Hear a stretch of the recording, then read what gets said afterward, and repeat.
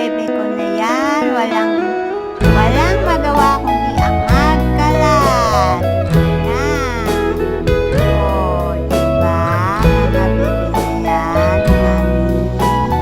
Tapos, ang gagawin nila ay magtanaw-tanaw sila sa pinto.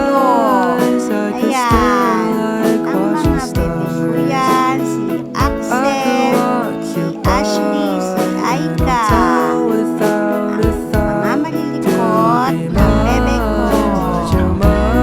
Ay, mga yan ay naghaharutan. Yan, harot. Sumasampa pa yan sa kama. Yung mga stress reliever ko ay makakalat. Talon, takbo. Kaya ngayon ay kulong. Kulong na ngayon.